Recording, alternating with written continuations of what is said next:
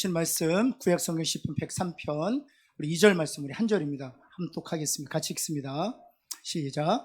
내 영혼아 여호와를 송축하며 그의 모든 은택을 잊지 말지어다. 아멘. 우리 선부 예배가 좋은데 그 좋은 이유 중에 하나가 찬양대가 너무 좋아요. 그렇죠. 여러분 기회는 항상 오는 게 아닙니다. 제가 보니까 16자리 비었는데 이럴 때 무임승차하는 겁니다. 워낙 잘하니까 입만 벌리셔도 돼요. 여러분 기회는 항상 있지 않습니다. 저 자리가 다 차면 더 이상 받지도 않습니다. 그래서 여러분 새해 가기 전에 오늘이 가장 좋은 기회인 것 같아요. 오디션 없이 들어갈 수 있는 절호의 기회입니다. 들어가셔서 찬양도 배우시고 함께 찬양도 하시고 그러시면 좋을 것 같아요. 저는 초등학교 4학년 때부터 성가대를 했어요. 저희 아버님 섬기던 교회에 성가대가 없었는데 특별히 초등학교 때 초등부 성가대를 만든다는 거예요. 너무 좋았어요. 그래서 제가 1번으로 제 이름을 썼어요. 그리고 나서 제가 전도사 되기 전까지 초등학교 6학년, 중학교, 고등학교, 대학부 있으면서 성가대 쓰는 즐거움 때문에 살았습니다. 그래서 너무 좋아서 고등학교 올라가니까 그 고등학교에 중창단이 있더라고요. 학년에 8명씩 남성 4중창, 복사중창이 있었는데 제가 시험을 봤죠. 어떻게 됐을까요? 떨어졌습니다. 제가 그런다고 물러설 사람이 아닙니다. 1년 뒤에 한 명이 그만뒀어요. 제가 보결로 들어갔습니다. 왜냐하면 그 친구들하고 제가 돈독한 관계를 유지하고 있었거든요. 그러면 그때는 오디션 없이 들어갈 수 있습니다. 그래서 제가 오디션 없이 들어갔는데 제가 맡은 파트가 퍼스트 테너였어요. 그러니까 여자로 얘기하면 소프라노, 하이 테너였습니다.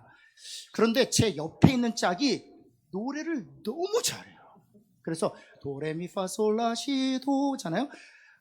미파솔라시까지 올라가요. 굉장히 2옥탑으로 올라가는 친구예요. 그래서 저는 뭐 했을까 옆에서? 입만 벌렸습니다. 입만 벌리는데 저희가 찬양을 하면 학교 중창단이지만 다 크리스찬들이 모여서 주로 이제 찬송가를 합니다. 찬송가를 하면 저는 입만 벌렸는데 사람들이 박수를 쳐주고 난린 거예요. 그때 생각이 나서 여러분에게 말씀드립니다. 무임승차할 수 있는 가장 절호의 찬스니까 오늘 꼭 우리 대장님이나 또 성가대원 아무나 괜찮습니다. 교육자들에게 말씀하셔도 내년 1월 달부터 제가 성가대 쓰고 싶어요. 함께 채우시면 좋겠습니다. 오늘은 마지막 주일에 주는 인생 교훈이라는 제목으로 말씀 나누겠는데요. 제가 마지막 주일이 되면 하나님께서 제게 주시는 교훈들이 있어요. 그 교훈들 3가지 살펴보면서 함께 은혜를 나누고자 하는데요. 이 첫 번째 교훈이 무엇인가? 바로 이것입니다. 오늘 우리 본문에서도 읽었는데 하나님께 베푸신 은혜에 감사해야 한다는 것입니다. 한번 따라해 볼까요? 은혜에 감사합시다. 한번 할까요? 제가 은혜의 그 능력을, 또 은혜의 그 절대적 필요성을 제가 언제 깨달았냐 하면 제가 부목사로 사역할 때였습니다. 그 교회가 이제 미국 버지니아 백악관에서 한 30분 정도 떨어진 곳입니다. 그래서 워싱턴 중앙장로교회라는 곳인데요. 작년에 한 3,000명 정도 주석하고 그 다음에 주일학교가 고등학교 3학년까지 한 1,500명 정도 치는 동부에서는 가장 큰 한인교회였습니다. 근데 그 교회에서는 항상 9월달, 10월달쯤 되면 가을 맞이해서 선교 바자회를 합니다.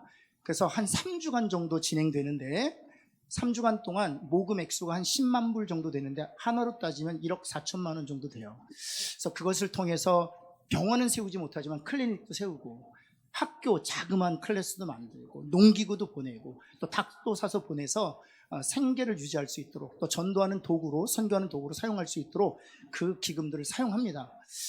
그래서 3주간 사역이 굉장히 중요해요. 제가 이제 4년차 되었을 때, 그 교회 부목사 4년차 되었을 때 그 프로젝트를 제가 총 감독하게 되었습니다.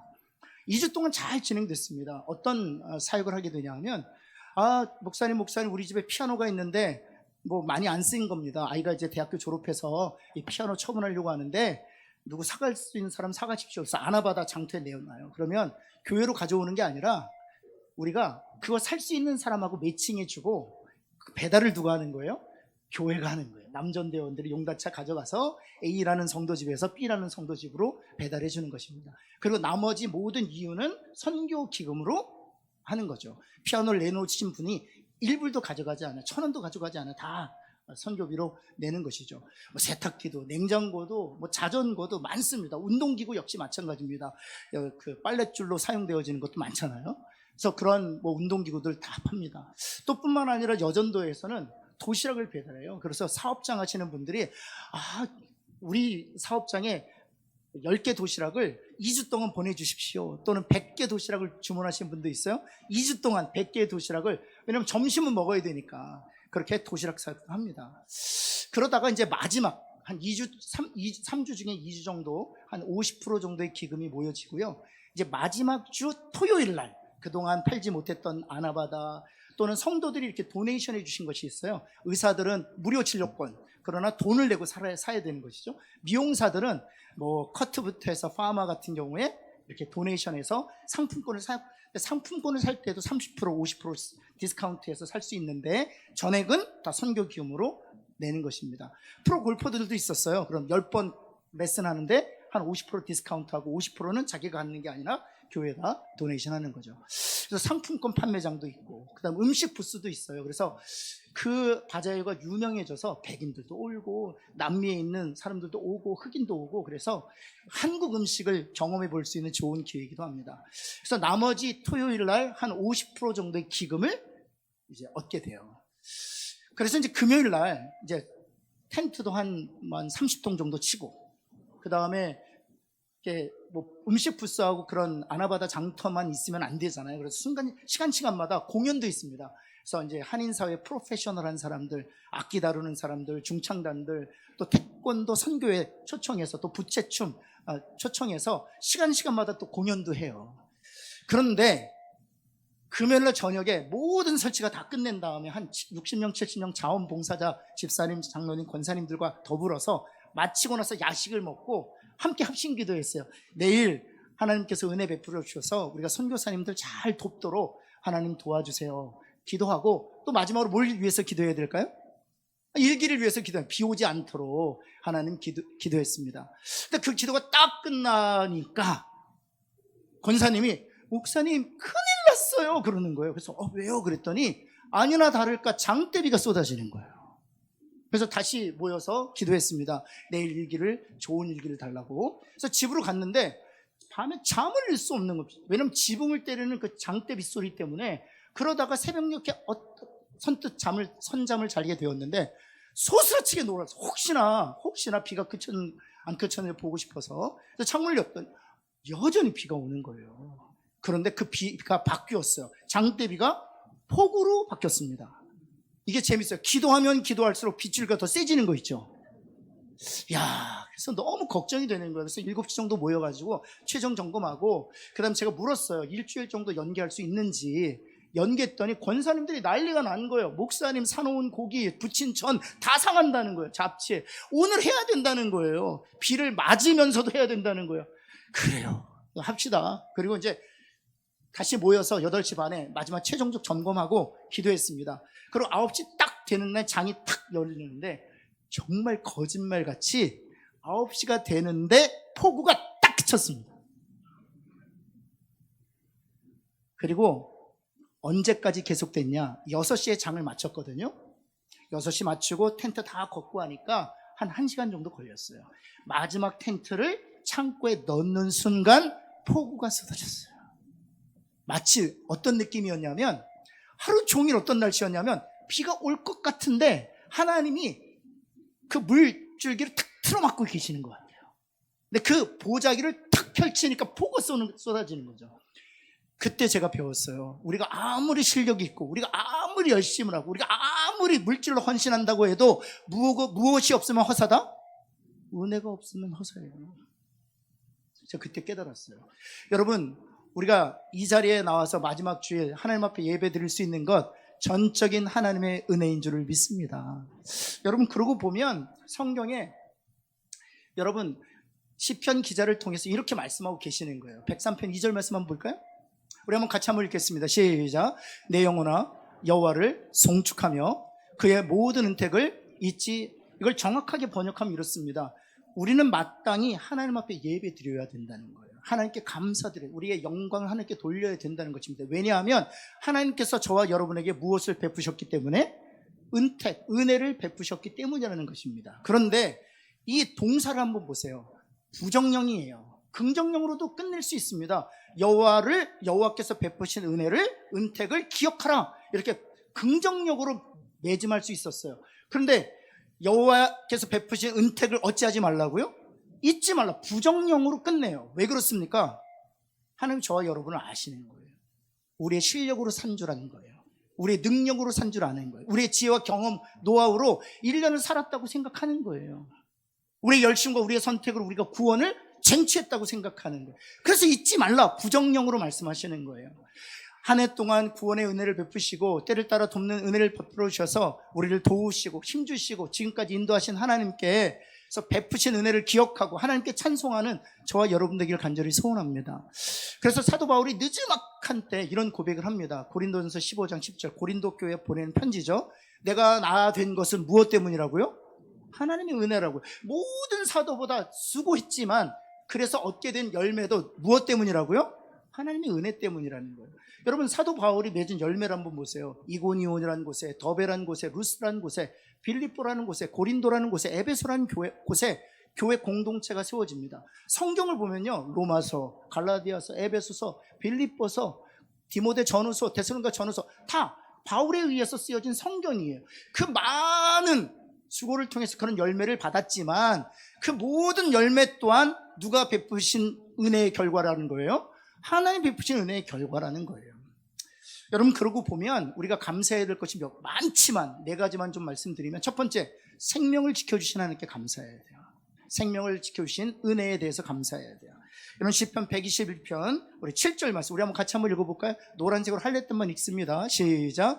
여호와께서 내 영혼 생명을 지키시리로다. 우리의 생명을 누가 지키셨다고요? 그렇죠, 여호와께서. 여기 영혼이란 단어는 생명이란 단어로 번역해야 맞습니다. Protect your life, 그렇게 되어 있습니다. 우리의 생명을 여호와께서 지켜. 그래서 감사해야 돼요. 여러분, 두 번째는 무엇 때문에 감사해야 되나? 가정을 보호해 주신 은혜 때문에 감사해야 돼요. 시편 121편 1절 말씀 한번 볼까요? 노란색으로 할 때 한번 읽겠습니다. 시작. 여호와께서 집을 세우지 아니하시면, 그 다음 제가 읽을게요. 세우는 자의 수고가 어떻다? 헛되다. 우리가 아무리 여기서 말하는 집이란 하우스, 건물을 의미하지 않습니다. 여기서 말하는 집이란 가정을 의미합니다. 홈을 의미합니다. 여러분, 우리가 애쓰고 수고한다고 우리의 가정을 지킬 수 있습니까? 우리의 자녀들이 수고하고 애쓰고 헌신한다고 그 가정이 깨어지지 않습니까? 아니요. 하나님이 지키시고 하나님이 필요한 것들을 공급해 주셔야 우리의 가정이 될 줄을 믿습니다. 그래서 올 한 해 우리의 가정이 깨어지지 않고 우리의 가정이 하나님의 사랑으로 충만했다면 하나님께서 베푸신 은혜의 결과라는 거죠. 여러분, 세 번째, 일터에 하나님께서 베푸신 은혜가 있다는 것입니다. 여러분, 신명기 28장 12절 말씀 노란색으로 할 때 한번 읽겠습니다. 시작. 내 손으로 하는 모든 일에, 그렇죠, 우리가 손으로 한 일에 소득이 있었다면, 자그마한 열매가 있었다면 그것은 누가 베푸신 은혜 덕분이라는 거예요? 하나님 베푸신 은혜 덕분이라는 거예요. 그래서 감사해야 된다는 것입니다. 마지막, 우리가 교회로 모이지 않았습니까? 교회를 지켜주신 은혜가 있어요. 우리 마태복음 16장 18절 말씀, 내가 내 교회를 세우리니 음부의 권세가 이기지 못하리라. 분명히 교회는 누구의 교회라고 말하고 있어요? 주님의 교회라고 말합니다. 주님이 세우신 주님의 교회라고. 창립 멤버들이 우리 신평로 교회를 세운 것이 아닙니다. 설립자가 있는 게 아니에요. 우리 교회에 사람이 주인 노릇하지 않습니다. 내가 내 교회를 세운다 말씀하셨을 때 주님이 신이 우리 교회를 세웠다는 것입니다. 그 결과 음부의 권세가 이긴다는 거예요? 이기지 못한다는 거예요? 이기지 못하는 것입니다. 왜냐하면 우리의 교회는 누구의 소유이기 때문에? 주님의 소유이기 때문에 주님이 음부의 권세로부터 우리 교회를 지키시고 보호하신다.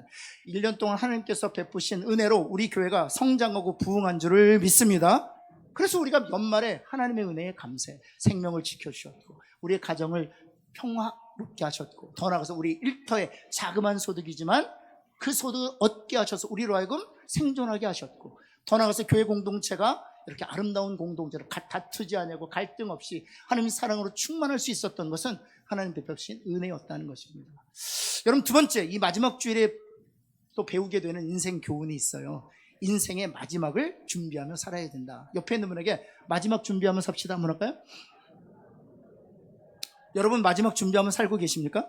제가 마지막 주일에 깨닫는 진리가 2개가 있습니다. 이 마지막과 관련해서. 첫 번째, 마지막은 반드시 온다. 한번 따라해볼까요? 마지막은 반드시 온다. 제가 예언 한번 하겠습니다. 2025년의 마지막도 반드시 옵니다. 좀 더 먼 미래 2030년의 마지막도 반드시 옵니다. 안 믿는 분들이 있네. 반드시 옵니다. 해가 넘어가면 넘어갈수록, 그리고 마지막을 맞이하면서 하나님께서 저와 여러분이 가르치는 것이 있습니다. 마지막은 반드시 온다. 여러분, 그런데 우리는 마지막이 안 올 것처럼 사는 거 아세요? 저희 아버님이 한국 나이로 95세라고 말씀드렸습니다. 엊그제 때 뵙고 왔는데 얼굴이요, 피부가 아기 피부예요. 그래서 제가 아버님 얼굴을 톡톡 때려드리고 왔어요. 우리 아버지, 이야, 너무 이쁘시다. 하얀 머리가 지금 검은 머리로 바뀌고 계세요. 회춘하고 계세요. 갈비탕 좋아하셔서 갈비탕 점심에 사드리면 송추 갈비탕 좋아하시거든요. 밥까지 마셔가지고 당면까지 고기까지 싹 드십니다. 얼마나 잘 드시죠. 그래서 소식하시는데 저녁은 안 드세요. 얼마나 건강하신 분들. 그래서 아버님께 늘 묻습니다. 아버님, 천국이 가깝죠? 그랬더니 그래? 그러시더니 하는 얘기가 저보단 가까우시잖아요. 그랬더니 그건 모르지 그러시더라고요. 태어날 땐 순서가 있지만 갈 때는 순서가 없어. 그러면서 제가 궁금해서 물었어요.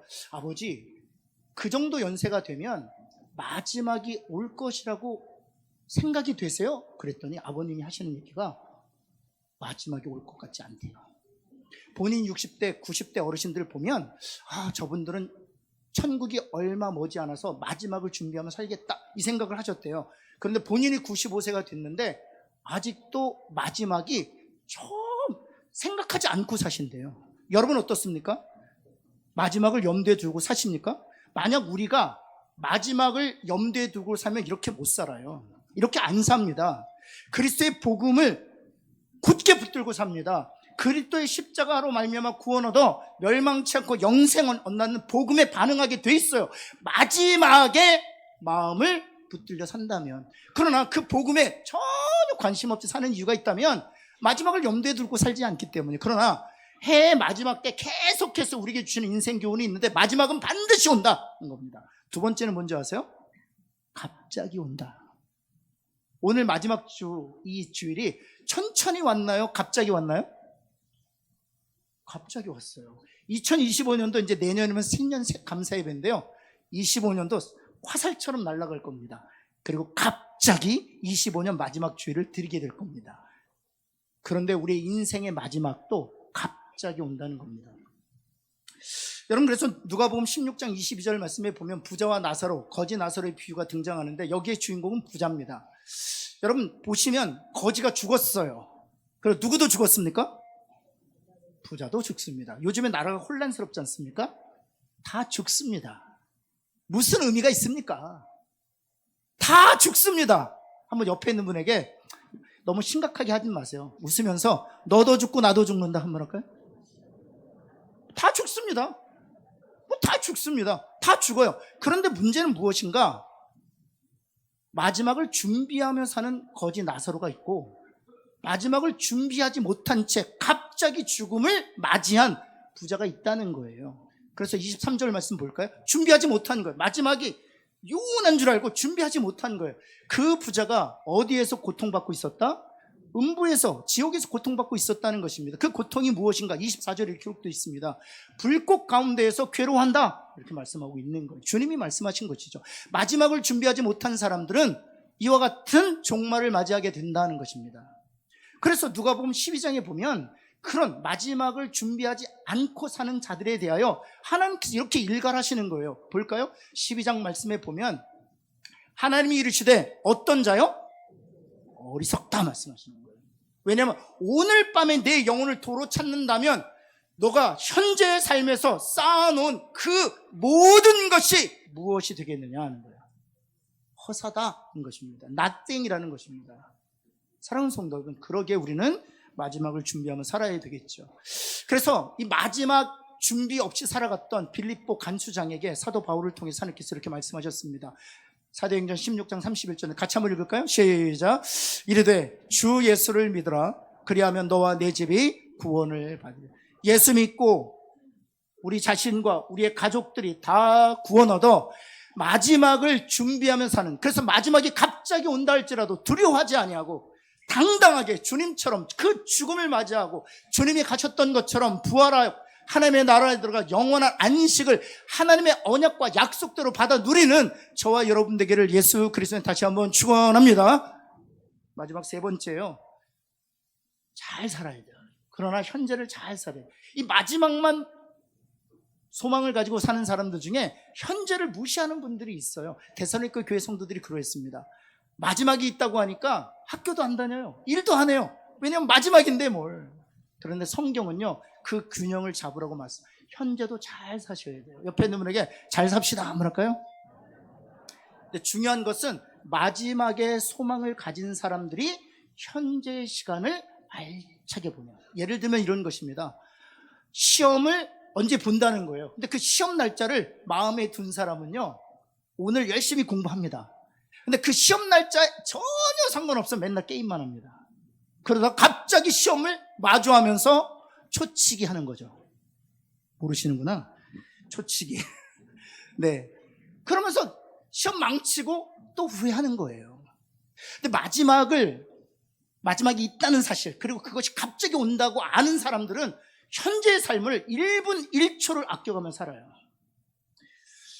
여러분, 제가 유학 중에 우리 같이 제가 4년을 공부했는데, 네, 친한 전도사가 있었어요. 그 친구는 이 천식 때문에 한 달에 한 번 정도는 응급 앰뷸런스를 타고 응급실에 가서 CPR하고 인공산소호흡기 달고 다시 퇴원해서 공부하던 친구였었습니다. 한 달에 한 번은 꼭 그런 일이 있어요. 천식하면 좀 아주 심각한 천식이었는데, 잘못된 이렇게 공기가 들어가면 기도가 딱 막혀요. 숨을 못 쉬어요. 그래서 이머전시에 들어가야 되는 것이죠. 근데 그 친구하고 이제 교제하던 중에 그 친구가 저한테 그러는 거야. 신철아, 너는 유학생이 되게 힘든가 보다. 정말 힘들었거든요. 제가 뭐 때문에 힘들었냐 하면, 뭐 공부하는 것도 힘들었는데, 제가 29에 저희 큰아이 보고 31에 작은 애 봤거든요. 우리 한국 나이로. 그러니까 유학생활 중에 두 아이가 있었던 거예요. 그런데 너무 가난했어요. 찢어지게 가난했어요. 제가 100만 원을 사례로 받으면 미국은 전세가 없고 월세잖아요. 60만 원을 월세로 내야 돼요. 싼 거예요. 그리고 40만 원 갖고 한 달을 살아야 돼요. 그래서 제가 너무 힘들었던 건 무엇인가 하면, 맥도날드 있잖아요. 맥도날드 가가지고 제 아내에게 호기롭게, 여보 1번 세트부터 10번 세트까지 아무거나 골라, 이러고 싶었어요. 근데 한 번도 4년 내내 한 번도 세트를 사줘본 적이 없어요. 1,000원 정도 되는 세일되는 햄버거 2개 살고, 그 다음에 스프라이트 하나 사서 햄버거 매장에서 먹으면 너무 창피하고 부끄러우니까 밖에 나가서 몰래 먹고, 그런 시간을 4년을 보냈습니다. 너무너무 힘들었어요. 그러니까 제가 어떤 마음이 있었냐면, 이 너무 고통스러운 이 가난한 삶이 빨리 지나가라. 그리고 공부 끝나면 좀 더 생활이 나아지겠지. 그리고 또 한국 들어가면 좀 더 경제적으로 윤택해지겠지. 이런 생각을 가지고, 그래, 오늘만 버티자. 그런 생각으로 살았어요. 그런데 그걸 제 친구 전도사가 알게 된 거죠. 친구가 저한테 그런 거예요. 신철아, 먼 미래만 보지 말고 오늘 지금 이 시간을 내가 즐겼으면 좋겠다. 나 봐. 나는 내일이 없어. 오늘이 마지막인 줄 알고 오늘 내게 주어진 시간을 내가 즐기고 있다. 제가 망치로 맞는 줄 알았어요. 그 4년이라는 시간도 내게 주어진 중요한 시간이에요. 그냥 참고 견디고 이 시간이 그냥 지나가라 하고 그렇게 흘려보낼 시간이 아니었던 거예요. 그리고 깨달았어요. 밖에 나가니까요, 제가 있었던 곳이 시골이었거든요. 아파트 문 열고 딱 나가면 솥대가 있습니다. 그 솥대를 바라보면서 즐길 수 있는 여유가 없었어요. 왜냐하면 나는 장난감도 못 사주고 세트도 못 사주고 자동차도 형편없고 그렇게 살았거든요. 그러면서 제 주위를 돌아보니까 너무너무 좋은 거예요. 그래서 매일을 즐기게 되었어요. 그런 제가 얼마 전에 11월 19일 신문이더라고요. 보니까 신문을 보는데 미국 간호사인데 15년 동안 요양원에서 임종을 지킨 분이에요. 그분이 이제 책을 써냈는데 임종을 맞이한 분들이 3개를 후회한대요. 3개를 후회한대요. 첫 번째를 무엇을 후회하느냐? 내 몸 건강 관리 못한 거, 신체를 건강하게 관리하지 못한 거, 그거 후회한대요. 두 번째는 무엇을 후회하느냐? 너무 일만 한 거예요. 취미생활도 좀 하고 좀 데이트도 좀 하고 그래야 되는데 너무 일만 했다는 거예요. 혹시 여러분 가덕도에 굿 이너프 커피숍 가보신 분 계십니까? 보니까 일만 하셨네 또. 혹시 거긴 너무 머니까 영도에 모모스 커피숍 가보신 분 계십니까? 거긴 또 비싸서 안 가시셨죠? 그럼 싼데 피아크 커피숍은 가보셨습니까? 아이 목사님 남항대교 건너서 영도까지 먼 수로 가요. 그럼 요 가까운 사하구에 만디는 가보셨습니까? 제가 여러분 얼굴 보니까 다 몰라요. 제가 왜 이 얘기를 드리냐면 제가 부목사실에 사역했던 곳이 백악관에서 30분밖에 안 걸려요, 차로. 근데 백악관이 중요한 것이 아니라 그 앞에 스미소니언이라고 박물관이 있어요. 박물관이 12개가 있는데 그중에 6개가 정말 좋은 박물관이에요. 그 박물관에 들어가려면 기본적으로 20만 원, 30만 원 정도 내셔야 되는데 그 모든 박물관이 무료입니다. 영국 사람이 도네이션 해가지고 좋은 박물관을 미국 사람들에게 무료로 개방합니다. 그래서 3가지가 중요해요. 무료로 입장시킬 것, 두 번째는 진품을 전시할 것. 제가 아트 뮤지엄 있잖아요. 거기 미술사 박물관이 있어요. 혹시 여러분 중에, 이건 제 자랑인데, 레오나르도 다빈치 진품을 보신 분 계십니까? 여러분 레오나르도 다빈치 모나리자밖에 모르시죠? 레오나르도 다빈치 진품이 거기에 있어요. 뿐만 아니라 모네라는 작가 있거든요. 이렇게 좀 약간 파스텔 톤으로 좀 부드럽게 그리는 작가인데 그 사람의 작품은 100개 정도 있고요. 또 크리스찬 작가인데, 중세 작가인데, 라파엘로라는 빛을 주제로 해서 그린 작가인데, 십자가와 예수님의 인생을 그린 작가인데요, 150점 정도. 다 진품이에요. 다 진품. 제가 한국에서 손님 모셔서 미술에 조금 관심 있는 분들 모셔가잖아요. 뭐라는 줄 아세요? 첫 번째 일성, 이게 다 무료예요? 다 무료예요. 제가 근데 이게 왜 말씀드린 줄 아세요? 제가 섬기던 교회 성도들은 40년간 30분 거리에 있으면서 단 한 번도 못 갔어요. 거기 단 한 번도 못 갔어요. 무료인데 주차장도 무료고 들어가는 것도 무료예요. 제가 말씀드리잖아요. 목사님 그런 데도 있었어요? 뭐 했는 줄 아세요? 일만 한 거예요. 두 번째, 너무 일만 했다.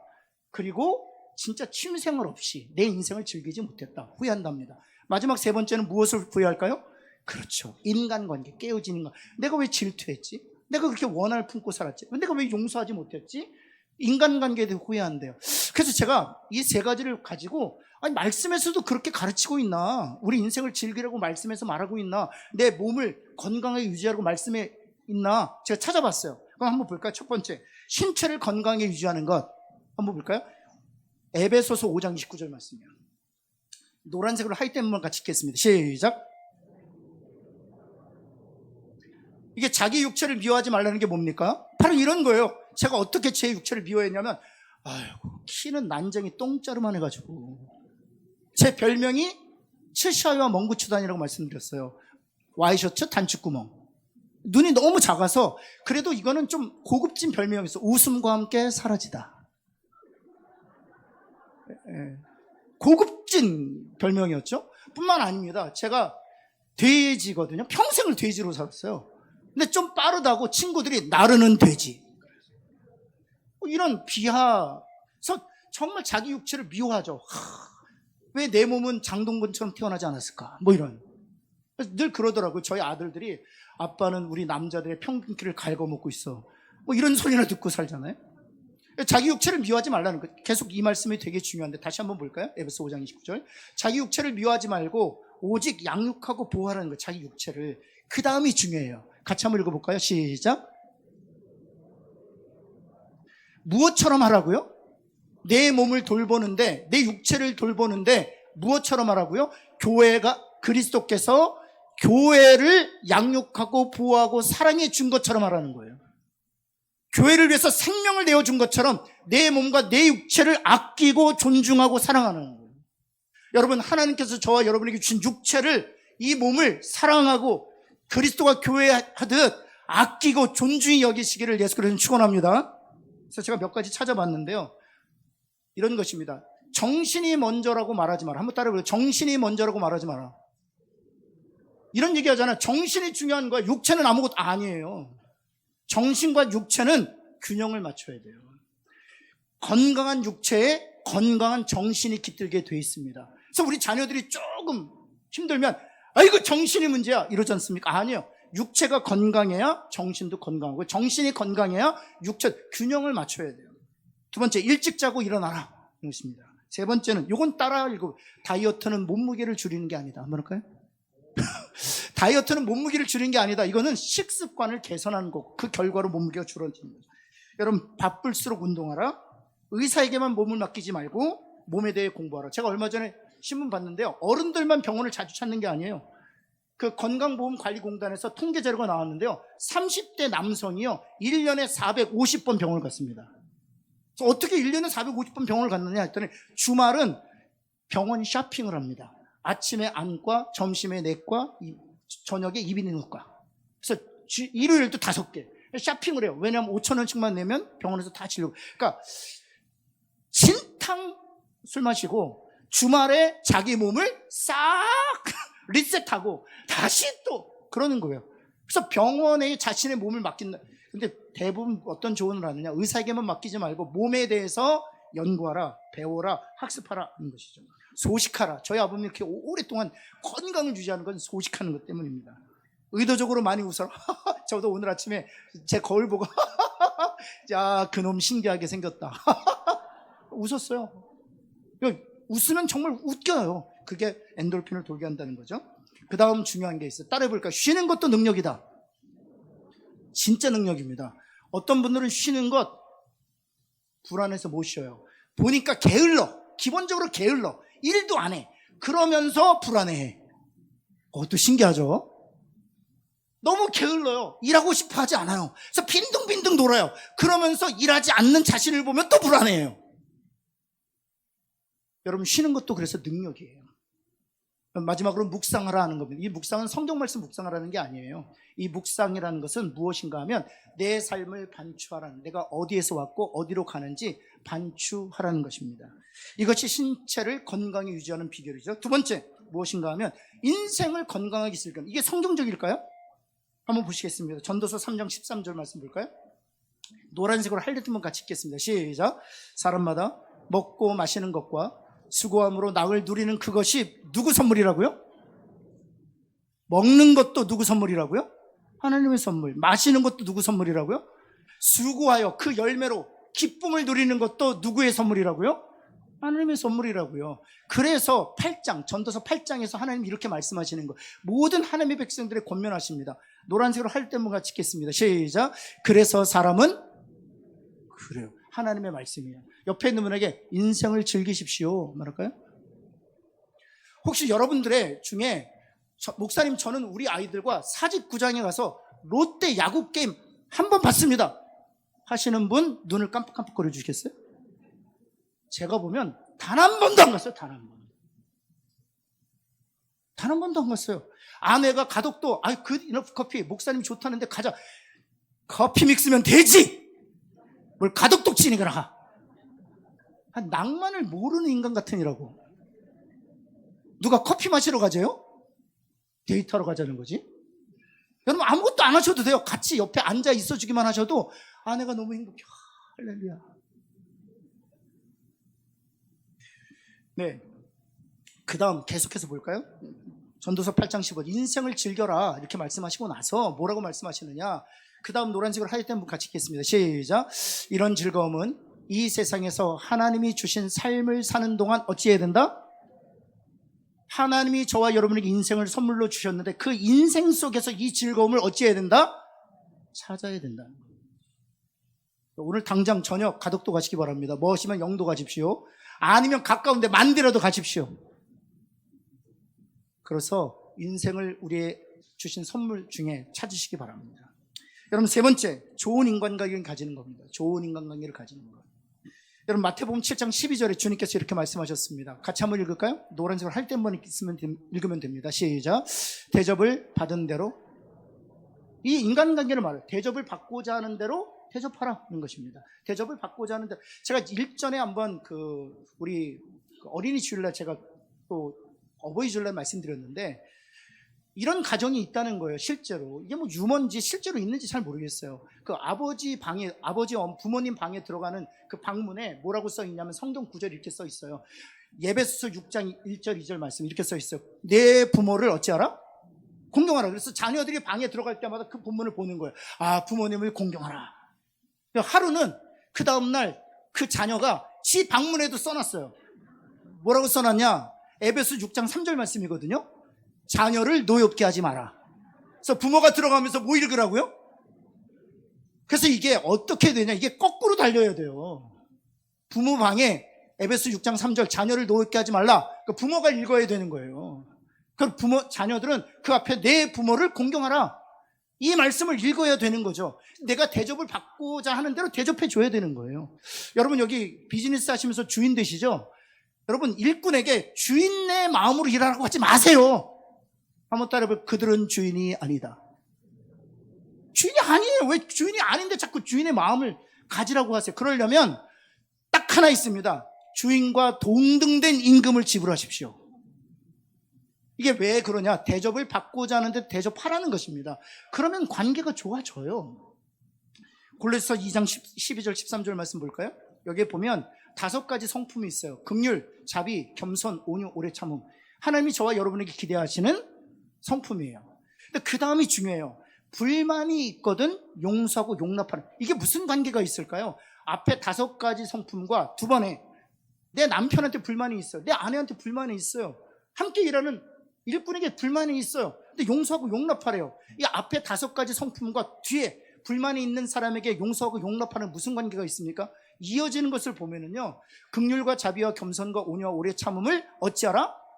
옷 입으면 이 5가지 성품이 불만이 있는 사람을 용납하고 용서할 수 있는 힘을 준다는 거예요. 긍휼할 때, 온유할 때, 겸손할 때, 오래 참을 때 용납하고 용서할 수 있는 힘을 준다는 거예요. 그럴 때 좋은 관계를 유지할 수 있다는 겁니다. 사랑하는 성도 여러분, 이제 올해는 다 갔잖아요. 인생의 마지막 주일날 주는 교훈 3가지 꼭 기억하실 수 있어요. 모든 것이 하나님의 은혜예요. 은혜를 간구하고 또 은혜를 주신 하나님께 감사한 저와 여러분 되기를 예수 그리스도에 부탁드리고 축원합니다. 두 번째는 무엇입니까? 인생의 마지막은 반드시 오고 갑자기 옵니다. 예수 믿고 우리의 마지막을 준비하며 사시기 바랍니다. 마지막 3번째는 그렇다고 현재를 버려야 될까요? 아니요. 잘 사셔야 돼요. 잘 사셔야 돼요. 몸 관리 잘 하시고요. 또 하나님 주신 인생 속에서 즐거움을 찾으시기 바랍니다. 더 나가서 좋은 인간관계, 부부 사이에, 부모와 자녀 사이에, 또 지체들 가운데 아름다운 관계를 유지하시기를. 그래서 우리의 삶이 더 풍요롭게 되기를 예수 그리스도 다시 한번 축원합니다. 기도하겠습니다. 하나님, 우리 사랑하는 성도들 위해 축복합니다. 오늘 말씀대로 2024년 살지 못했다 할지라도 2025년 오늘 말씀대로 사는 저희들 되게 하여 주옵소서. 예수 그리스도의 이름으로 기도합니다. 아멘.